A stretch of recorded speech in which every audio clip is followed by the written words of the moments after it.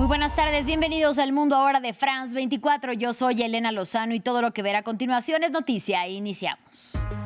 Tras 20 días de ataques, Tailandia y Camboya acuerdan un cese el fuego con efecto inmediato en la frontera común. Desde el 7 de diciembre que iniciaron las hostilidades, al menos 100 personas murieron y cerca de 700,000 fueron desplazadas. Ambos ejércitos se comprometieron a evitar provocaciones. Rusia lanza nuevo ataque masivo con drones contra Kiev y otras regiones de Ucrania que causaron la muerte de una persona y dejaron casi una veintena de heridos. Ucrania también atacó territorio ruso con un centenar de drones. Ocurre en medio de la expectativa de la reunión de mañana entre Volodymyr Zelensky y Donald Trump en Florida.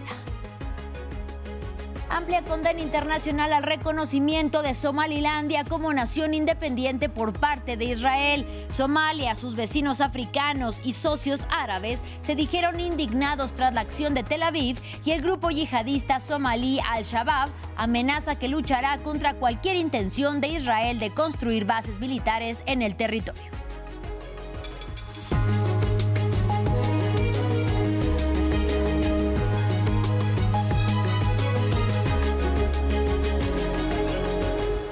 Iniciamos en el sudeste asiático. Tailandia y Camboya acordaron un cese el fuego con efecto inmediato en la frontera común tras 20 días de ataques. Desde el 7 de diciembre, cuando rompieron la tregua mediada por Donald Trump a finales de octubre, al menos 100 personas murieron y cerca de 700,000 fueron desplazadas. Ambos ejércitos se comprometieron a evitar provocaciones. Los mandatarios de ambos países se reunirán mañana con su homólogo chino Xi Jinping en Beijing. Ampliamos a continuación. Para formalizar su tregua, los dos ministros de Defensa de Tailandia y Camboya intercambiaron personalmente el acuerdo de alto el fuego. La declaración conjunta estipula un cese inmediato de las hostilidades. Lo más importante es que ambas partes mantendrán sus posiciones militares actuales, sin nuevos movimientos militares ni refuerzos, ni nuevos ataques ni provocaciones. Las autoridades tailandesas también deben liberar a 18 soldados camboyanos en un plazo de 3 días. Ambos reinos se acusan mutuamente de estar detrás de la reanudación de los combates a principios de diciembre, 6 meses después de la última escalada mortífera en julio. Camboya y Tailandia llevan décadas de desacuerdo sobre la demarcación de su frontera compartida de 800 kilómetros. Su demarcación se decidió durante el periodo colonial francés, a principios del siglo XX. En las últimas 3 semanas, alrededor de 100 personas murieron en ambos lados.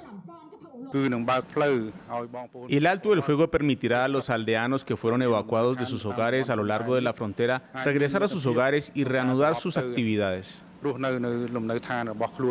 Alrededor de 1 millón de personas han sido desplazadas. 2 cuestiones siguen sin resolverse y, como siempre, amenazan la sostenibilidad del alto el fuego, la demarcación precisa de la frontera y la soberanía sobre varios antiguos templos fronterizos. Este domingo en Myanmar se celebrarán elecciones legislativas, comicios que según la junta militar en el poder serán un camino hacia la democracia y la paz. Sin embargo, no todos los birmanos podrán votar. Más de 1 millón de rohingyas han sido empujados al exilio y privados de sus derechos civiles en medio de una guerra civil prolongada que se intensificó con el golpe militar ocurrido en 2021. Ampliamos a continuación. Algunos de ellos llevan aquí 8 años. En Cox's Bazar, al sur de Bangladesh, estos refugiados rohingyas se sienten desamparados ante las elecciones legislativas que se celebran en su país de origen, Myanmar. La junta militar en el poder presenta los comicios como un camino hacia la democracia y la paz. Pero para los rohingyas refugiados aquí, estas votaciones son, por el contrario, el símbolo de su exclusión. Desde hace 10 años se les priva del derecho a sufragar. Estas elecciones no son justas. Unas elecciones verdaderas deberían incluir a todas las personas que viven en el país y organizarse tras un debate público. Antiguo presidente de una aldea en el estado birmano de Rakhine, Kabir se vio obligado a huir debido a la represión militar que sufre su minoría. Cientos de miles de civiles denuncian violaciones, ejecuciones y pueblos incendiados. Desde entonces su exilio se prolonga en campamentos sobrepoblados e insalubres. Los niños pequeños no entienden nada de esto, pero para nosotros, los padres y las personas mayores, la ansiedad es constante. Estas elecciones serán las terceras que se celebren en Myanmar desde la exclusión de los rohingyas de las listas electorales. unos comicios aún más controvertidos por celebrarse en un país en guerra civil desde el golpe de Estado de 2021. Sea cual sea el resultado, muchos aquí creen que su suerte seguirá siendo la misma, pero mientras tanto, los rohingyas intentan mantener la esperanza de que algún día podrán volver a casa. Seguimos en Asia. Un terremoto de magnitud 7 golpeó este sábado Taiwán. Según las autoridades, el fenómeno telúrico impactó edificios en la capital, Taipei, y se habría sentido en todo el país. La agencia meteorológica taiwanesa informó que el sismo se produjo a las 23:05 hora local, frente al condado de Yilan, al suroeste de la capital. Al momento se descarta riesgo de tsunami. Ahora hablamos de la guerra entre Rusia y Ucrania. Moscú lanzó un nuevo ataque masivo con drones contra Kiev y otras regiones de Ucrania que causaron la muerte de una persona y dejaron casi una veintena de heridos. Por su parte, Ucrania también atacó territorio ruso con un centenar de drones. Los ataques ocurren en medio de la expectativa de la reunión de mañana entre Volodymyr Zelensky y Donald Trump en Florida. Previo a su llegada a Estados Unidos, el presidente ucraniano hace una parada de Canadá para una reunión con el primer ministro canadiense Mark Carney. Aquí los detalles. Rusia intensificó su ofensiva contra Ucrania durante la noche del viernes y la madrugada del sábado, lanzando cerca de 500 drones y 40 misiles, principalmente contra la capital, Kiev, y su infraestructura energética, según las autoridades ucranianas, dejando cientos de miles de hogares sin electricidad ni calefacción, con temperaturas bajo cero. El presidente Zelensky calificó el bombardeo como la respuesta de Rusia a los esfuerzos de paz impulsados por Washington. Esta es la verdadera actitud de Putin y su círculo íntimo. No quieren poner fin a la guerra y buscan aprovechar cualquier oportunidad para causar aún más sufrimiento a Ucrania y aumentar la presión sobre otros países del mundo. Esto significa que la presión en respuesta sigue siendo insuficiente. Si Rusia convierte incluso la Navidad y el Año Nuevo en una época de casas destruidas, apartamentos incendiados y centrales eléctricas en ruinas, esta actividad enfermiza solo podrá responderse con medidas realmente contundentes. Estados Unidos tiene esta capacidad, Europa tiene esta capacidad, muchos de nuestros socios la tienen, la clave es utilizarla. Este ataque ocurre en vísperas de la reunión clave entre Zelensky y Trump en Florida, donde discutirán un borrador de plan de paz de 20 puntos, que según Kiev está completo en un 90%. El principal obstáculo, el control territorial de territorios invadidos por Rusia, especialmente en Donetsk y de la planta nuclear de Zaporizhia. Ucrania propone congelar las líneas actuales o crear zonas económicas desmilitarizadas. Vamos al continente africano. Costa de Marfil fue a las urnas este sábado para elegir a los 255 miembros de la Asamblea Nacional. Esto en una jornada boicoteada por un sector de la oposición, representada por el Partido de los Pueblos Africanos de Costa de Marfil, y cuyo líder, el expresidente Laurent Gbagbo, fue inhabilitado en las pasadas elecciones presidenciales de octubre. Dicha oposición está en contra de la presidencia de Alassane Ouattara, de 83 años, que asumió un cuarto mandato tras ganar en unos polémicos comicios. Como joven, sinceramente no me siento representado en la Asamblea Nacional. Hoy estoy aquí para elegir a mi candidato para que lleve a cabo proyectos para estudiantes, para su integración profesional después de sus diversos estudios. Y crece la condena internacional tras el reconocimiento de Somalilandia como Estado independiente por parte de Israel. Somalia, sus vecinos africanos y socios árabes se dijeron indignados tras la acción de Tel Aviv, que junto con Estados Unidos puso además sobre la mesa la utilización de este territorio separatista como destino de los palestinos que Israel pretende expulsar de la Franja de Gaza. El gobierno somalí lo calificó de ataque deliberado contra su soberanía, mientras que el grupo yihadista somalí Al-Shabaab amenazó con que luchará contra cualquier intención de Israel de construir bases militares en el territorio. Escuchemos qué piensan habitantes de Mogadiscio.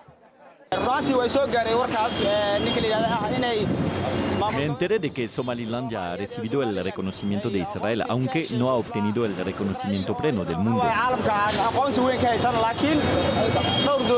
Es lamentable que hoy el pueblo y el territorio somalí busquen el reconocimiento de los judíos. Esto significa que el conflicto de Oriente Medio se está trasladando a Somalia y al Cuerno de África, y es algo que no podemos tolerar.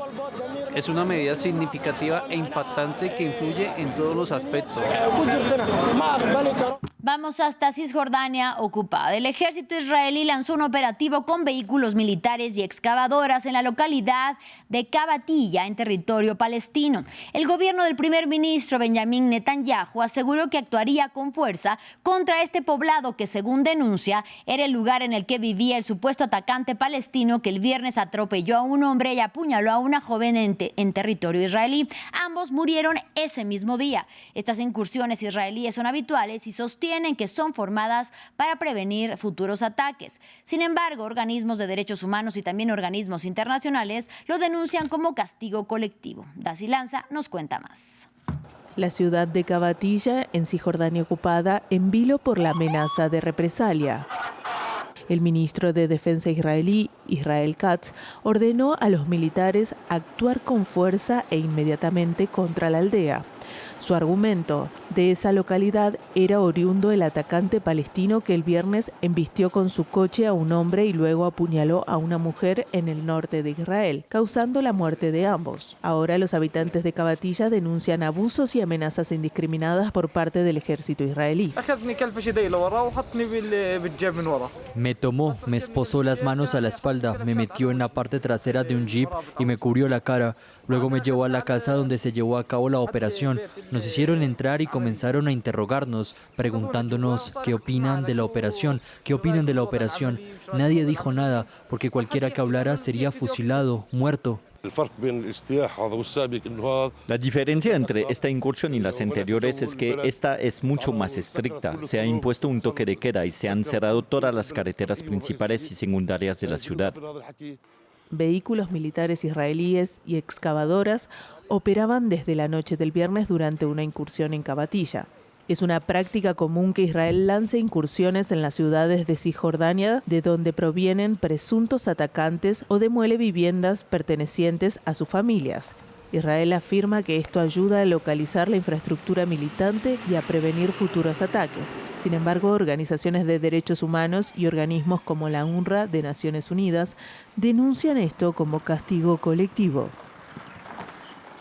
Finalizamos en Caracas. Decenas de hombres que fueron deportados desde Estados Unidos y pasaron meses encarcelados en El Salvador antes de poder regresar a Venezuela exigen poder contestar su clasificación como terroristas ante la administración de Donald Trump.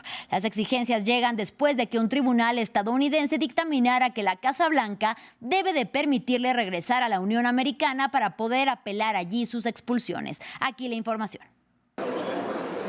Venezolanos deportados por Estados Unidos exigen justicia. Decenas de migrantes de Venezuela que fueron detenidos en Estados Unidos y enviados a la cárcel de máxima seguridad de El Salvador, conocida como SECOT, denuncian irregularidades en los procesos de expulsión. Reclamos que se dan luego de la decisión de un juez de Estados Unidos que exige a la administración del presidente Donald Trump gestionar de manera urgente el regreso de venezolanos deportados.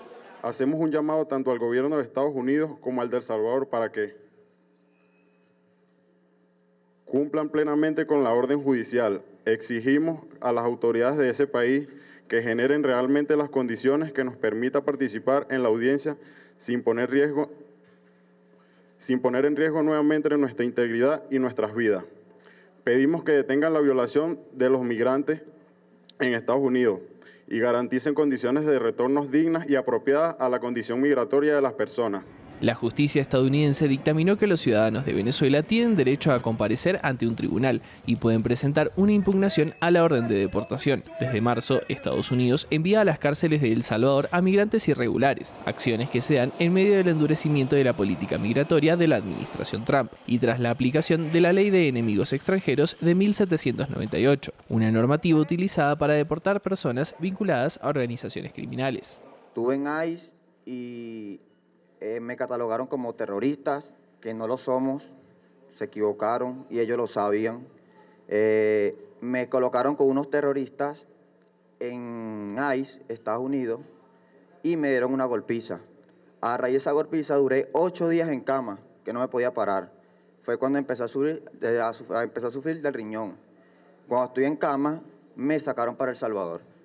Ahí fui torturado Más de 250 ciudadanos de Venezuela fueron detenidos en el Secot y posteriormente liberados, tras un acuerdo de intercambio de detenidos entre Washington y Caracas. Las detenciones y deportaciones despertaron fuertes críticas hacia la Casa Blanca, con numerosas denuncias sobre violaciones a los derechos humanos. Así llegamos al final de este espacio informativo. Gracias por su compañía y hasta la próxima.